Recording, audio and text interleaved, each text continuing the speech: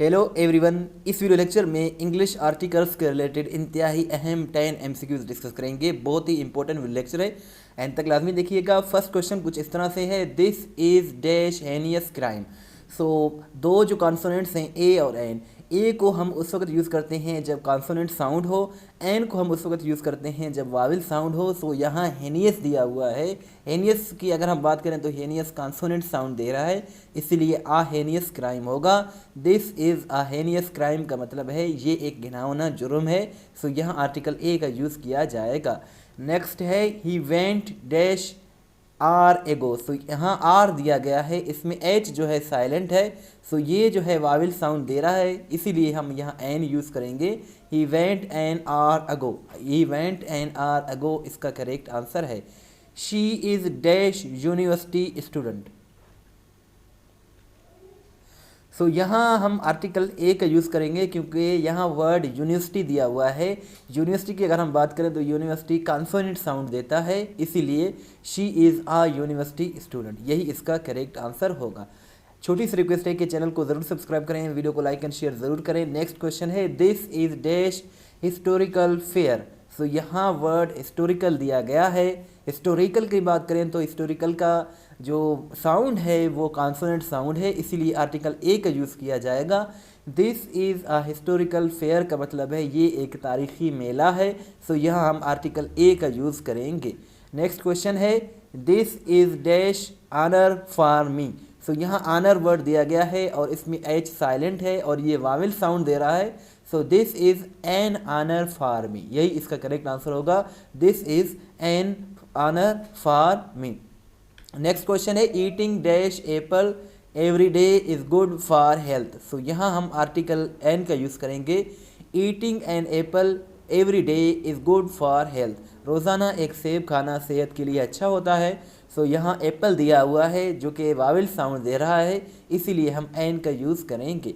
Next question की बात करें तो नेक्स्ट क्वेश्चन कुछ इस तरह से है, the primary sources of income for dash Nepalese people including agriculture and tourism. So इसमें जो करेक्ट आंसर है वो आर्टिकल द का यूज़ किया जाएगा।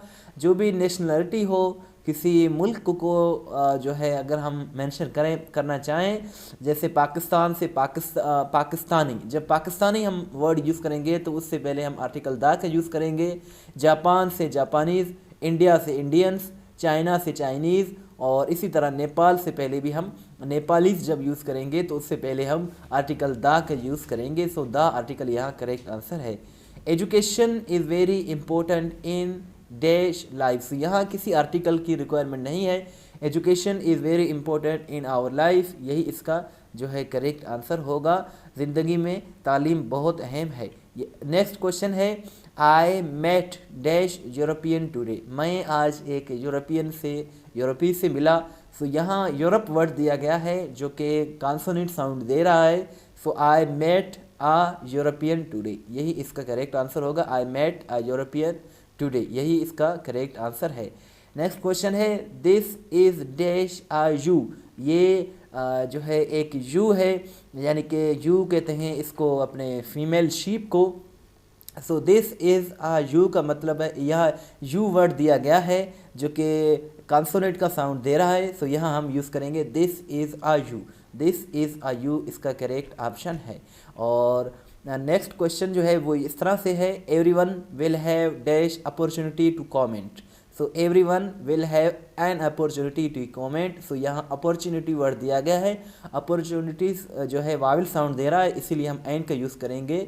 Everyone will have an opportunity to comment, यही इसका करेक्ट आंसर है।